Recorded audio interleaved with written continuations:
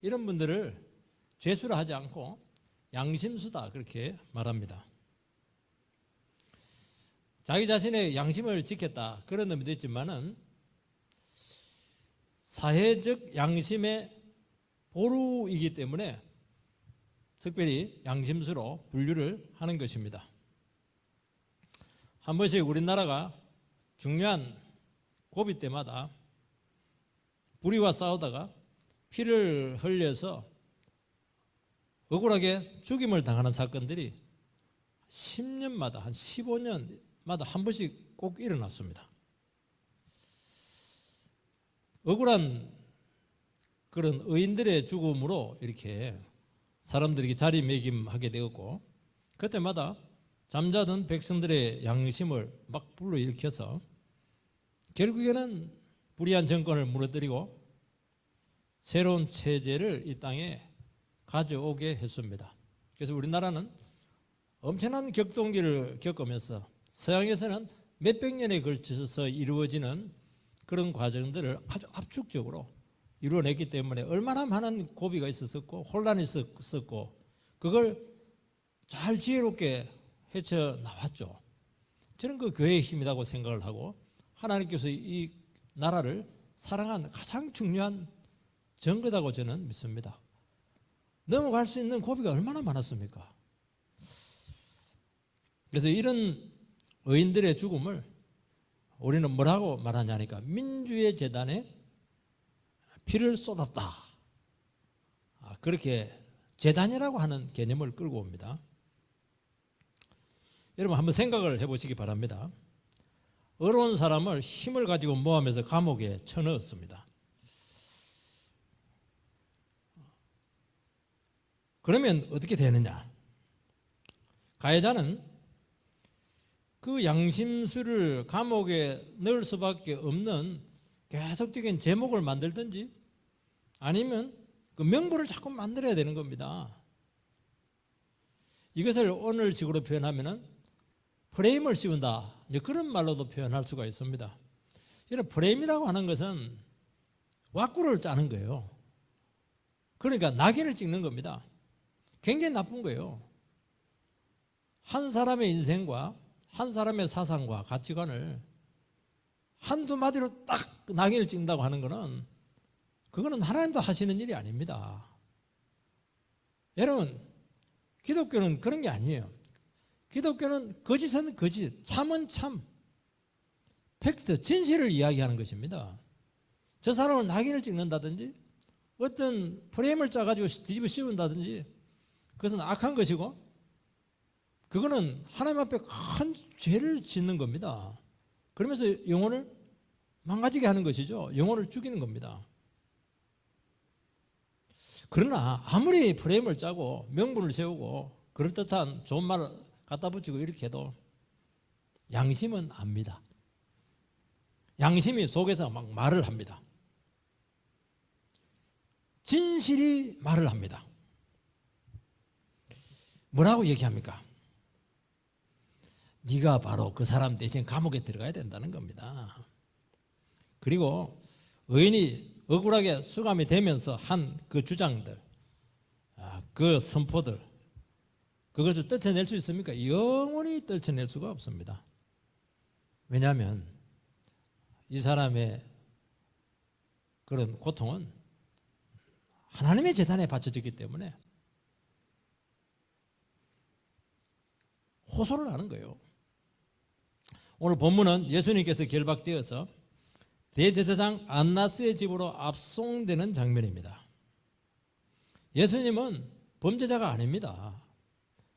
반역자도 아니고 신성모독자도 아니었어요. 민족 해방자도 아니었습니다. 그런데도 결박을 당하셨습니다. 예수님께서는 제물로 바쳐지셨습니다. 제물에 있어서 제일 중요한 게 무엇입니까? 제물은 제단에서 자기 피를 쏟는 것입니다. 살이 뜯겨지는 것입니다. 그렇게 하는 이유는 뭐냐? 그렇게 하면은 하나님께서 그 제물을 받으시거든요. 그 제물은 다른 데서 이야기하면 안 됩니다. 제물 바깥에서 얘기하고 그렇게 하면 안 돼요. 그 잔 위에서 호소를 하는 거예요. 누구에게? 하나님께 호소하는 겁니다. 어떻게? 피를 쏟으면서 자기 살이 뜯기면서 하나님께 호소하게 돼 있고 그 호소는 바로 응답이 됩니다. 그리고 그것은 대단히 중요한 하나님의 판단 기준이 된다고 말씀하고 있는 것입니다. 그리고 인간의 양심에 호소를 해요. 민족의 죄에 호소를 해요. 하나님께 호소하는 것입니다. 강력한 힘인 것이죠. 주님께서는 오늘 결박당하셨습니다. 왜요? 제단의 제물로 결박을 당하셨습니다. 주님께서는 제단에서 무엇을 호소했습니까? 예수님은 십자가 위에서 저 원수를 갚아달라고, 억울한 내 원통한 사정을 들어달라고 그런 말 일절 안 합니다. 어떻게 하면 저들의 죄를 용서해달라고, 저들이 모르고 저 짓을 하고 있다고. 주님께서는, 하나님께서는 그 호소를 들으시고 그 수많은 죄인들을 예수의 피를 통해서, 그 제단에 쏟은 피를 통해서 전부 다 구속하시고 그 죽은 양심을 살리시고 죽은 영혼을 살려내고 망가진 전인격을 회복시켰다는 것을 말씀하고 있는 것입니다. 그리고 모든 사슬에 매였던 끈들을 전부 다 잘라내고 진정한 영혼의 자유, 양심의 자유, 인생의 자유를 주었다고 선포하고 있는 것입니다. 예수님께서 결박당하시고 제물 되신 것은 죄인을 사랑하고 구원하기 위해서 스스로 결박당하셨다고 말씀하고 있는 것입니다. 첫 번째는 스스로 결박을 당하셨습니다. 12절, 이에 군대와 천부장과 유대인의 아래 사람들이 예수를 잡아 결박하여, 예수님은 전혀 저항하지 않고 스스로 체포되셨습니다. 그리고 결박당하셨습니다. 여러분, 예수님을 결박할 필요가 뭐가 있습니까? 예수님 뭐 조폭입니까? 무기를 가지고 있었습니까? 아니면 뭐 저항을 했습니까? 순순히 잡혀주었잖아요. 그러면 그냥 데려가면 돼요. 그냥 뭐 팔짱을 껴도 되죠. 그런데 굳이 결박을 했다고 여기 표현하고 있습니다. 손을 못 누워서 막 뒤로 묶었을 것이고 목에다 쇠사슬을 아마 이렇게 묶었을 것이고, 그리고 온 몸을 포성줄로 묶어서 겨우 발만 조금 걸어갈 정도로 그렇게 속박을 했을 것입니다. 그러니까 인간들이 예수님을 결박한 그 장면과 모습을 상상을 해보면 얼마나 이들이 예수님을 미워하고 원한이 맺혔는가 하는 것을 알 수가 있어요. 할 수 말수 없는 많은 고통을 줄이고 했고 수치를 줄이고 했습니다. 예수님은 아직 무죄 추정의 원칙에 의해서 죄수가 아니거든요. 그런데 선고받은 죄수입니다. 아니, 사형수로 지금 취급을 받고 있는 것입니다. 왜요? 인간의 원한과 분노와 미움이 그렇게 예수님을 혐오하게 했다는 것을 알 수가 있습니다. 무지한 하나님의 아들이 지금 피조물에 의해서 결박이 되었습니다. 주님은 인간의 결박을 했지만은 사실은 아버지의 제단에 제물이 되시기 위해서 스스로 결박을 당하셨습니다. 여러분, 예수님께서 결박당하시는 그 모습을 가장 잘 보여주는 그림이 창세기 22장, 아브라함이 백세에 낳은 독자 이삭을 모리아산에서 번제의 제단에 결박을 하는 장면입니다. 이삭은 아버지가 결박을 할 때 저항하지 않았습니다. 그때 이삭의 나이가 얼마냐? 10대 후반, 청소년기 후반. 그때 혈기가 제일 왕성해요. 그때 힘이 막 장사합니다. 그런데 이삭은 아버지의 사랑을 믿었어요. 아버지께서 자기를 결박하는 것은 물론 설명을 했겠죠. 설명해서 싫다 이러면 안 되는 거예요. 억지로 묶으러 가면 막 반항하면 아버지가 노인이 어떻게 이길 수가 있겠습니까? 그런데 하나님 말씀에 대한 순종임을 알고 의지적으로 싫지만 아버지의 뜻에 동의를 한 것입니다. 이게 제물이죠. 주님께서는 아버지의 죄인들에 대한 사랑을 알았습니다. 그리고 아들에 대한 사랑도 알았습니다. 그리고 하나님께서 인류에 대해서 얼마나 선한 구원의 뜻을 가지고 있는 것도 알았던 것이죠. 거기서 예수님께서는 기꺼이 감격으로 스스로 제물이 되시고 결박을 당하신 것입니다. 이사야서 53장 7절 8절인데 띄우지 마시기 바랍니다. 띄워도 보이지도 않아요. 내가 읽어 드리겠습니다. 그가 곤욕을 당하여 괴로울 때에도 그의 입을 열지 아니하였으며 마치 도성장으로 끌려가는 어린 양의 틀 깎는 자 앞에서 잠잠한 양같이 그의 입을 열지 아니하였도다. 그는 곤욕과 신문을 당하고 끌려갔으나 그 세대 중에 누가 생각하기를 그가 살아있는 자들의 땅에서 끊어지면 마땅히 형벌받을 내 백성의 허물 때문이라 하였으리요. 이것은 예수님께서 하나님의 아들이 제물 되시는 장면을 너무나 잘 생생하게 묘사하고 있습니다. 곤욕을 당했습니다. 너무너무 곤란한 처지죠. 괴로웠어요. 그때 제물은 어떻게 해야 됩니까? 괴롭다. 죽겠다. 그러면 이제 제물이 아니죠. 제물은 입을 열면 안 됩니다. 도살장에 지금 끌려갔습니다. 지금 털이 깎입니다. 와리깡으로 확 깎는데 얼마나 찢기고 고통스럽겠어요. 그때 어떻게 해야 됩니까? 아프다. 죽기 싫어. 그러면 제물이 아니에요. 잠잠해야 됩니다. 예수님께서는 우리 죄를 감당하려고 어린 양으로 제물이 되셨습니다. 여러분, 성경에는 양을 제물의 전형으로 표준으로 지금 삼고 있습니다. 다른 짐승은 제물이 될 수가 없어요. 제물로 잡으려 하면 소리 지르고 억울하다고 하고 숨이 끊어질 때까지 발버둥을 칩니다. 결박이 안 되네요. 결박이. 우리 어릴 때 동네에서 뭐 결혼식이나 큰 잔치 있으면 꼭 돼지를 잡아요. 아우, 돼지 소리 엄청납니다. 온 동네 방네가 시끄러워요. 죽을 때까지. 쌩 난립니다. 양은 특이해요. 양은 처음에는 좀 발버둥 쳐요. 주인하고 눈이 딱 마주치는 순간 멈춥니다. 그리고 자기 죽음을 의지적으로 딱 수용을 합니다. 받아들이는 것이죠. 이게 제물이에요. 이게 결박당하는 겁니다. 예수님께서 결박당하시면 제물 되시기 위해서라고 말씀하고 있습니다. 왜요? 죄인들 속에 있는 양심의 족쇄를 풀어내기 위해서고, 죄와 죽음과 사탄의 족쇄에서 우리를 풀어내기 위해서, 자유를 주시기 위해서 그렇게 하신 것입니다. 예수님께서는 아버지의 죄인에 대한 사랑을 아셨고 자신의 순종만이 구속할 수 있음을 아시고 기꺼이 제물이 되셨습니다. 여러분, 제물에 있어서 가장 중요한 것이 무엇입니까? 제물은 자기 피를 흘리고 자기 살이 찢기고 뼈가 꺾이면서 호소합니다. 목숨을 걸고 호소합니다. 그 호소는 하나님께 직접 상달됩니다. 하나님께서는 가인에게 아벨의 피가 땅에서 호소한다고 말씀했습니다. 아벨이 얼마나 억울한 죽음을 당했습니까? 최초의 순교자지 않습니까? 아벨이 뭘 호소를 했겠습니까? 억울하다. 우리 형님 복수해달라. 그거 아니에요.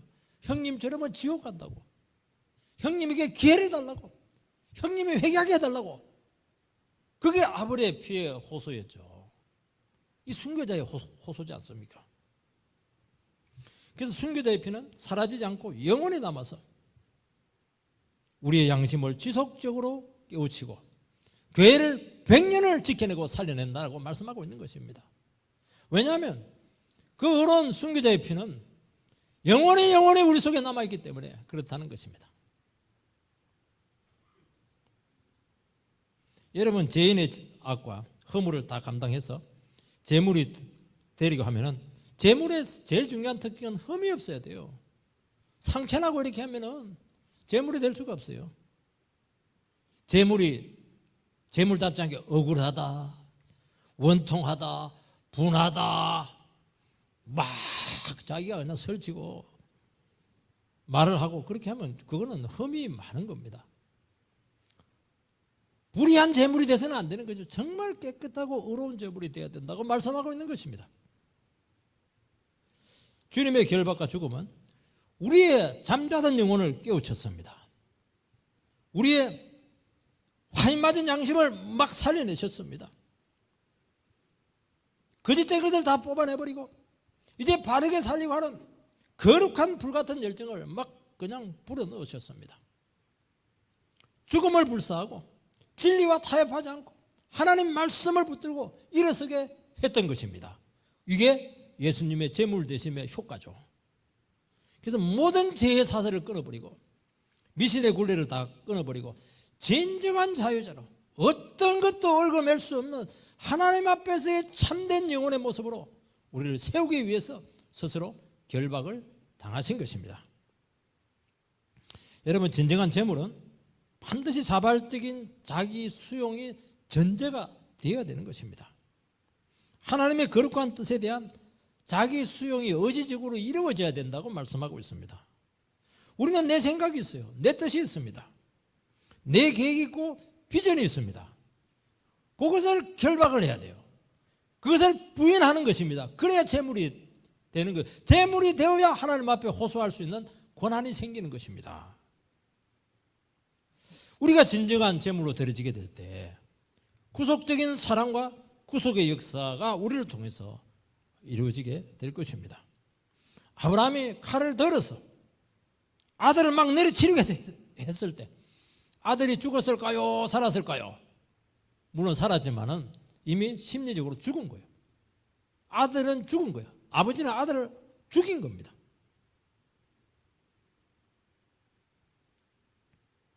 여러분, 참된 헌신은, 참된 제물은 가장 아끼고 사랑하는 것을 내리치는 겁니다. 가장 소중한 자기 인생을 기꺼이 제물로 바치는 겁니다. 세상 영광과 야망을 막 칼로 찌르는 겁니다. 예배 시간은 뭐 하는 시간입니까?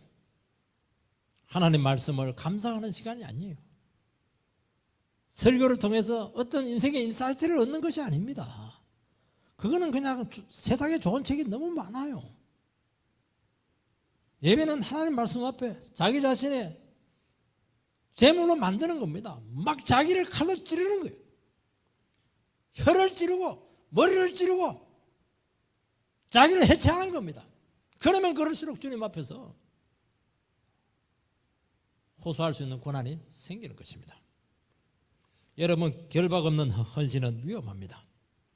자기를 죽이지 않는 열정은 절대로 구속의 은혜가 나오지 않습니다.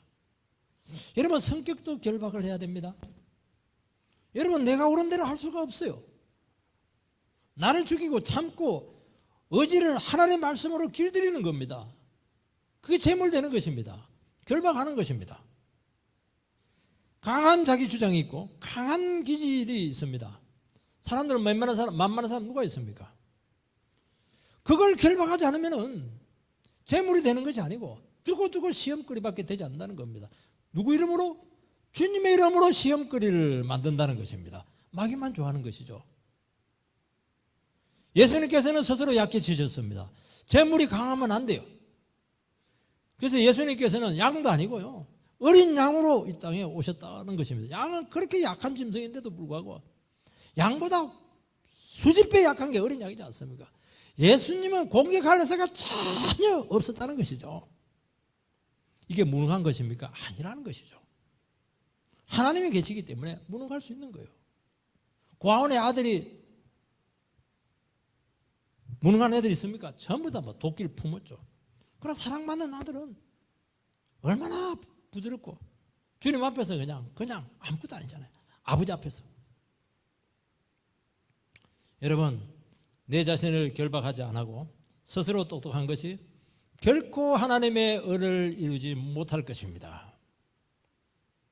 하나님께서는 자발적인 바보를 쓰셔서 하나님의 구속의 역사를 이루어내시는 겁니다. 제물이 되기 전까지는 우리가 주를 위해서 뭐 한다는 것이 그 전부 다 그거 동기를 점검을 해봐야 된다고 말씀하고 있는 거예요. 여러분, 결박당하면 어떻게 해야 됩니까? 결박당한 대로 있으면 되는 겁니다. 우리는 결박당하면 죽으려고 그래요. 말 못하게 하고 움직이지 못하게 하고 가만히 있게 하고 이렇게 하면 막 죽으려고 그래요. 여러분, 제물이 되는 것이 하나님 앞에 사는 길인 줄 믿습니다. 거기서 양심이 살아나는 거예요. 거기서 하나님 앞에서 어려워지는 것입니다. 거기서 당당해지는 거예요. 거기서 기도의 능력이 나오는 거예요. 하나님께서는 그 결박으로 많은 사람의 허물을 고치십니다. 작년 한 해 우리 교회는 많은 결박을 당했어요. 결박 당하는 것이죠. 그러나 결박하는 자들은 알 겁니다. 왜 결박했는지. 하나님 그건 모를 것 같아요? 우리 기도하고 있는데 아는 거예요, 그거. 두 번째는 양심은 말을 한다는 것입니다. 13절 14절 먼저 안나스에게로 끌고 가니 안나스는 그 해의 대제사장인 가야바의 장인이라. 가야바가 유대인들에게 한 사람의 백성을 위하여 죽는 것이 유익하다고 권고하던 자르라. 예수님을 결박해서 안나스 집으로 압송을 합니다. 안나스는 대제사장 가야바의 장인입니다. 그러니까 최초로 압송한 그 사람이 실세죠. 안나스는 10년 정도 대제사장 하다가 로마의 눈밖에 나가서 폐위되고 그 네 아들이 연속해서 대제사장이 되고 이제는 사위가 안나스가 사위인데 사위가 대제사장으로 있습니다. 그런데 실권자는 실제적인 지도자는 안나스였습니다. 곧바로 예수님을 치조합니다. 뭔가 기소할 제목을 찾으려고 최고 실권자 앞에 세웠습니다. 낮에 하게 되면은 소요가 일어날 수 있기 때문에 밤에 속전속결로 처리합니다. 형식 과정이에요. 그리고 기소할 수 있는 그 거리를 만드는 것입니다. 그러니까 이미 죽이기로 각본을 다 짜놓고 기획 치조를 하고 있는 것이죠. 꼬투리만 잡히면 뒤집어 씌워서 사형으로 그냥 언도를 하는 것입니다. 이유가 없어요. 죽여야 되겠다 그러면 막 털털 털어가지고 어떻게 하든지 털어서 그냥 죽이는 겁니다. 종교 지도자들이 예수님을 사형시키려고 한 명분이 여기에 나옵니다. 유대인들에게 한 사람이 백성을 위하여 죽는 것이 유익하다. 이 대제사장 가야바의 권고인데 이 권고가 여기만 나온 것이 아니고요. 원래 최초의 권고가 나왔을 때는 요한복음 11장입니다. 요한복음 11장에 뭐가 나오냐니까 죽은 나사로를 예수님께서 살립니다. 죽은 나사로를 예수님께서 살리니까 사람들이 막 정신을 못 차려서 이건 메시아다. 그리고 모든 사람들의 관심이 예수님께로 막 쏠리게 되었죠. 그 정도로 강력한 승리의 역사였습니다.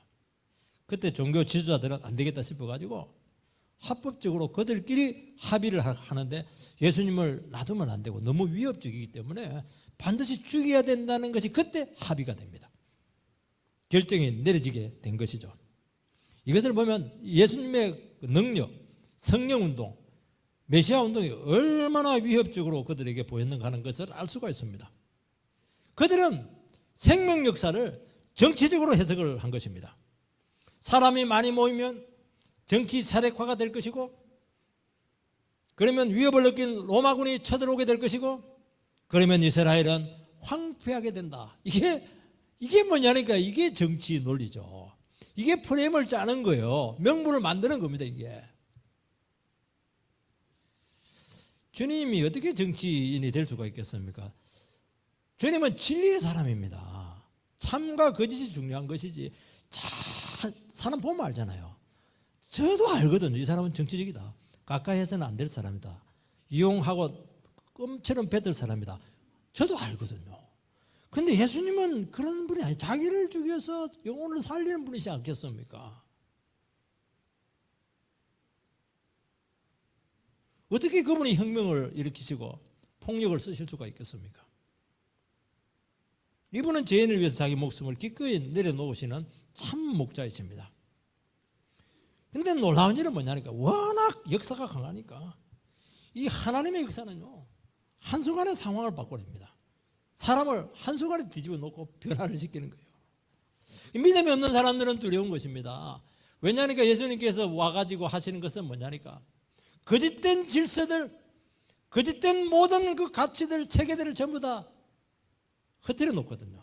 하나님 중심으로 바로 세워놓기 때문에 탐욕으로 세운 질서들, 기득권을 유지하려고 하는 모든 세력들은 그걸 빼앗길지 모른다고 하는 강력한 두려움에 빠지는 것입니다.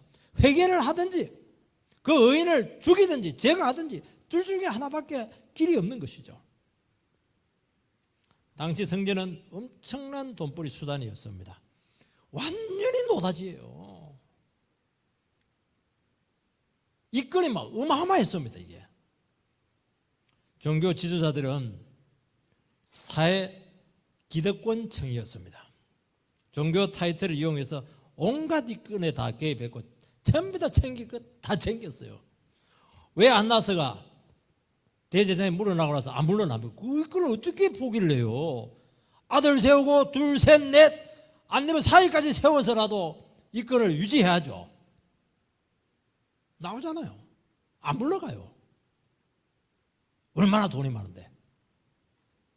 말은 안 그래요. 백성을 위하고 영적인 유익을 도모하고 큰 희생해서 우리 이스라엘 백성들이 복받게 해야지 늘 예배 드릴 때는 그 소리를 합니다. 전형적인 종교에 세속합니다. 경건도 없고 능력도 없고 은혜도 없었습니다. 근데 그 예수가 말이지 나타나가지고 감히 도전을 하고 체제를 막 뿌리채 흔들어 놓고 있습니다. 얼마나 위협적이었겠습니까? 근데 사람들이 그게 막 먹혀드는 거예요. 막 혹하는 겁니다. 그 예수님께서는 그들의 막 탐욕을 막 책망을 해요. 형식적인 종교 행위를 위선이라고 공격을 하는 것입니다. 그야말로 눈에 가시였습니다. 예수님께서 왜 십자가에 달렸습니까? 성전에 가가지고 막 어떻게 성전을 기도하는 구를 강도의 구리로 만들었다고 어떻게 성전에서 감히 교회에서 그런 말 할 수가 있겠어요. 그래서 결국 성전 모독죄로 죽임을 당합니다. 여러분, 한 사람이 백성을 위하여 죽는 것이 유익하다. 그 말에 대해서 여러분들께서는 진정성을 느끼고 있습니까? 이 말 속에, 대제사장의 말 속에 숨은 악한 의도가 느껴지지 않습니까? 예수님께서는 백성을 살리기 위해서 죽으러 왔습니다. 그런데 이 말이요, 예수님 말하고 똑같아요. 내 한 사람을 죽어서 백성들을 내가 살리는 것이 유익하다. 이게 예수님의 표인데 이 악한 자들은 그걸 그대로 끌고 와요. 똑같아요. 그런데 그들은 예수님을 죽이는 것이고 정오로 죽이는 것이고 예수님은 사랑해서 영혼을 살리기 위해서 자기를 죽이는 겁니다. 여러분, 기독교는 겉은 똑같아요. 다 하나님을 위한다고 그렇게 말하고 교회를 위한다고 그렇게 이야기하고 영혼을 살리기 위해서 한다고 그렇게 하는데 행동을 봐야 됩니다. 자기를 죽이는 것인가 아니면 타인을 죽이고 내가 사는 것인가, 그거 보면 기독교의 참 거짓이 그대로 드러나는 것입니다. 기독교는 남을 죽여서 자기를 살리는 종교가 아니에요. 자기를 죽여서 남을 살리는 종교라는 것입니다. 말이 아니에요. 거기에 대해서 분명하지 않으면 그건 가짜예요. 그건 전부 다. 주님의 이름을 도용한 무슨 탐욕자고 야심가라고 주님께서는 말씀하고 있는 것입니다.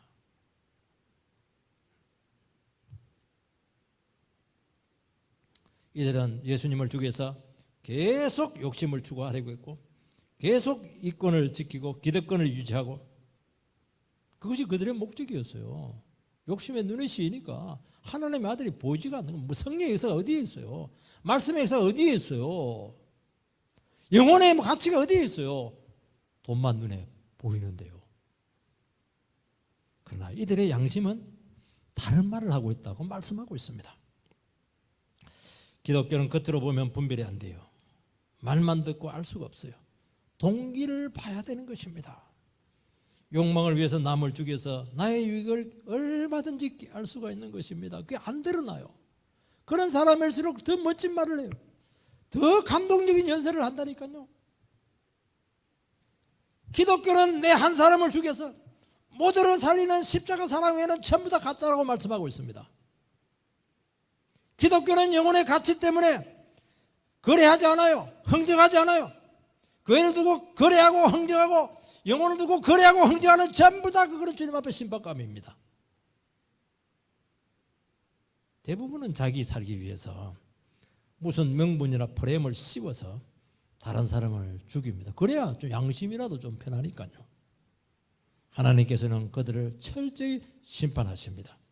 하나님께서는 양심을 속였던 그 종교 지도자들 유대인들 주 70년에 로마 디도 장군을 통해서 예루살렘 성 110만 명이 합법적으로 학살을 당합니다. 인류 역사상 한 성에서 110만 명이면 수원 인구인데 용인 인구 정도 될 텐데요.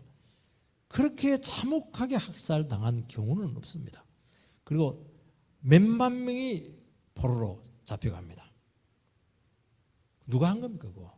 양심을 속이고 어려운 재물 대신 주님이 죽어줬는데도 불구하고 끝까지 탐욕을 버리지 않고 하나님의 이름을 이용해서 이권을 챙겼던 그 영혼들에 대한 하나님의 현실적인 심판이었던 것입니다. 여러분, 양심은 말을 합니다. 진실을 숨길 수가 없습니다. 하나님께서는 그 재물의 호소를 들으시고 판단하신다고 말씀하고 있는 것입니다. 숨길 수가 없어요. 두려운 것입니다. 마지막으로 인간의 열정으로는 주의 길을 따라가지 못하는 것입니다. 예수님께서는 대제사장의 집으로 압송되어 신문 받을 때 그것까지 따라온 베드로가 예수님을 부인하는 장면입니다. 예수님께서 압송돼가지고 치조를 당하고 있는데 그 집 문 앞에서 베드로가 기다리고 있었을 때 그 대제사장과 잘 알고 있는 제자가 있었는데 그 제자가 베드로가 밖에 있으니까 제자를 집 안으로 좀 불러들이라고 어떠한 문 지키는 여종을 시킵니다. 여종이 문을 열어주고 베드로가 이렇게 들어올 때 여종이 보니까 많이 본 얼굴이에요. 당신도 그의 제자지 이렇게 하니까 베드로가 뭐라고 얘기했겠습니까? 여러분이라면 뭐라고 이야기를 했겠습니까? 베드로는 뭐 자동이에요. 아니다. NO! 아니라는 거예요. 베드로는 틈만 나면 예수님께 예수님 어디까지라도 내가 따라가 지켜주겠습니다. 주와 함께 같이 죽겠습니다. 다른 제자들은 다 부인해도 나는 부인하지 않겠습니다. 꼭 이럴 때 꼭 동료들을 끌어들여요. 그러니까 동료들이 너무 화가 나는 거예요. 감옥까지라도 따라가겠습니다. 여러분, 이 베드로의 고백이 거짓된 고백입니까? 아닙니다. 정말 충정된 고백이었습니다. 예수님께서 대제사장 집에서 지금 신문을 받고 있습니다. 얼마나 불안했겠습니까? 3, 4월일 텐데 날씨도 춥고 혼란스럽고 당황스럽고 막 지금 살인의 기운이 지금 막 돌고 있는 거예요. 베드로는 스스로 한 약속과 다짐 때문에 그곳까지 와서 고통을 당하고 있는데 거기는 와서는 안 되는 곳이었습니다. 예수님께서 내가 목자를 치리니 양들이 흩어지리라. 예수님을 하나님께 칠 때 제자들은 도망치라는 거인데 도망을 안 가요. 왜요? 자기 한 말에 매여가지고 도망을 못 가고 있는 거예요. 죽을지 모르고. 왜 베드로가 충성심을 보이고 위험한 자리까지 따라왔을까요? 베드로는 주님을 끝까지 믿었습니다. 뭘 믿었습니까? 주님은 하나님의 아들이시잖아요. 그걸 확실하게 믿었어요. 이분은 능력자입니다. 이분은 악한 자를 마음만 먹으면 얼마든지 제압할 수 있고 잃어버린 나라를 얼마든지 세울 수 있는 그런 열사입니다. 그걸 믿었어요. 그리고 주님께서 그 혁명을 일으키실 때 기꺼이 목숨 바쳐서 오른팔이 되어주겠다고 스스로 호언장담을 한 것입니다. 왜 말고의 길을 잘랐습니까? 불의한 자들이 와가지고 예수님을 체포하니까 예수님은 그거는 못 참을 것이다. 그렇게 해서 자기가 막 말고 확 쳤는데 말고 피하니까 기가 싹 나간 거예요. 그러면 어떻게 해야 됩니까? 총출동 이래가지고 일망타진해야 되는데 예수님께서는 베드로를 뭐라 합니다. 칼을 집어넣어라. 칼을 쓴 자는 칼로 망하리라. 얼마나 무력해요. 충격이죠, 충격. 예수님께서는 너무나 무력했고 저항하지 않았고 당하시고 조롱을 받았습니다. 베드로는 혼란스러웠어요. 이건 아닌데, 이건 내가 그리던 하나님의 아들의 모습이 아닌데. 그렇지만은 언젠가는 예수님께서 일어서실 거야. 행동할 때가 있을 거야. 끝까지 믿고 가보자. 그게 베드로의 마음이었습니다. 그런데 그 굳센 마음이 여자의 한 질문에서 박살이 납니다. 너도 그 제자지? 여러분, 맞다 하면 되거든요. 아니면 말 안 하면 돼요. 사실은 지금 제자들은 그 당국자에서 신경을 안 쓰고 있습니다. 또 제자도 안 건드리다고 했고 예수님만 죽으면 끝난다고 그들은 봤거든요. 그 말한 것은 그냥 얼굴이 앞면에 있으니까 물은 거예요. 너 그 제자 맞지? 그래 물은 거예요. 그게 죽이려는 게 아니었다는 것이라니까요. 자동으로 예수님을 부인하고 나중에는 세 번 부인하고 세 번 부인한 거 확실하게 부인한 겁니다. 또 나중에 어떻게 부인하니까 저주까지 합니다. 예수님을 저주를 해요.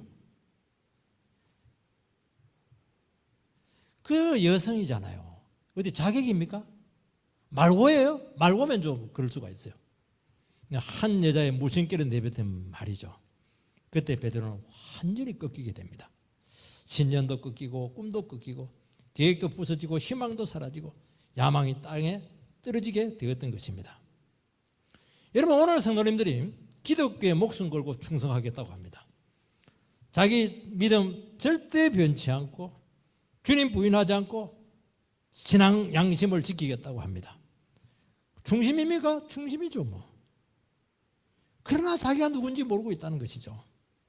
복음은 자기를 부인하고 자기 야망을 버리고 십자가에 자기를 죽이는 겁니다. 여기에 대해서 불분명해요. 여러분 나를 위한 기독교를 붙들고 나갈 때 여러분들은 계속 혼란스러울 것입니다. 계속 갈등의 연속일 것입니다. 왜냐하면 그거는 내 기독교거든요. 내 중심의 기독교거든요. 주님을 위한 기독교가 아니라는 것입니다. 주님은 그런 마음이 전혀 없거든요. 어려움이 생기면 실망하고 부인하고 떠납니다. 그래서 뭐 지켜봐야 돼요. 한 5년, 10년 지켜보면 어려움이 생길 때 어떻게 하는가 보면은 저 사람이 정말 예수를 믿고 있는지 아니면 내가 생각하는 예수를 믿고 있는가 하는 것이 다 드러난다는 거예요. 시험해 봐야 돼요. 말 가지고는 안 된다는 거예요, 이게. 우리가 왜 신앙에 그렇게 열정을 내고 헌신을 합니까? 신앙을 통해서 나를 실현하고 야망을 비전으로 포장을 했기 때문이 아닙니까? 그것이 꺾여야 된다고 말씀하고 있습니다. 기독교는 말씀 의지하고 자기를 죽이고 야망 내려놓고 자기 십자가 지고 가는 것입니다. 내가 그리고 있는 기독교, 내가 원하는 예수 절대로 아니에요. 그거 마치 베드로가 주님을 사랑해서 충성심을 보이고 있습니까? 아니잖아요. 뭔가 예수님을 통해서 기대한 것이 있었었고 그러니까 예수님은 죽으면 안 되는 겁니다. 그런데 자꾸 죽는 길로 가니까 그렇게 고통스러웠던 것입니다. 여러분 신앙은 뭐냐? 인간적인 열정과 자기 의지나 인간적인 생각으로 갈 수 없다는 것을 인정하는 것입니다. 여러분 이게 이 모든 조건들은요 죽음 앞까지는 갈 수가 있어요. 왜 베드로가 무너졌습니까? 여자가 있다가 너 그 제자지 그러니까 죽을까 싶어가지고 그 부인한 거예요. 사실 죽을 마음이 없었는데 본인은 죽음에 대한 공포에서 벗어나지 못한 것입니다. 여러분 인간의 생각과 의지와 열정은 죽음 앞까지는 통하는데 그까지도 못 가요. 신앙은 뭐냐? 죽음을 통과하는 겁니다. 예수 붙잡고 십자가에 내가 못 박히는 거예요. 그러면 산다는 겁니다. 그래서 주님께서는 베드로의 그 처절한 실패의 경험을 그대로 허용하셨다고 하는 것은 한번 겪어봐야 된다는 것입니다. 내 자신의 결심과 인간적인 충성이 얼마나 무력한지 깨달아야 된다는 것입니다. 내 신앙 증명하고 내가 얼마나 필요한 존재인가 하는 것을 증명하는 것이 아니라는 것이죠. 그래서 우리는 자기 자신의 혐오스러운 모습을 봐야 한다는 것입니다. 은혜 아니면 못 갑니다. 예수 아니면 안 되는 것입니다. 내 판단 결정이 부질없습니다. 주님 떠나서는 아무것도 할 수가 없습니다. 주님처럼 스스로 무력해지는 것입니다. 여러분 내 존재가 자꾸 인정받으려고 하는 기독교를 여러분들께서 추구하고 있다면 어디 가도 방황할 겁니다. 여러분 우리 교회에서 여러분들께서는 내 존재를 인정받으려고 하면 안 돼요. 사람들이 알아주면 힘을 내고 사람들이 막 그냥 시작에 생각하면 막 그냥 힘을 잃어버리고 막 얘기하면 교회 없나? 다른 교회 가보세요. 더 안 알아줄 거예요. 그럼 어떻게 견디려고 그래요? 아니라는 거예요. 그 어색하고 힘들고 알아주지 않는 가운데서 그 불편한 자리를 지키는 거예요. 재물이 되는 거예요. 나를 꺾어버리는 거예요. 얼마나 좋아요. 거기서 구속적인 사랑이 나타나게 되고 주님께서 그 영혼을 통해서 무한한 일을 이루실 줄 믿습니다. 그게 기독교라는 거예요. 여러분 왜 증명하려고 그렇게 합니까? 그렇게 대단한가요? 그럼 십자가 필요 없잖아요. 그래서 다시 한 번 더 예수님께서 왜 결박되셨는가 하는 그 정신의 위에 여러분들이 온전히 서게 되어서 정말 내가 어디에 결박이 돼야 될 것인가. 그래서 2021년도가 철저히 제물된 심정으로 주님께 맡겨드리는 새 삶이 되기를 주의 이름으로 축복합니다.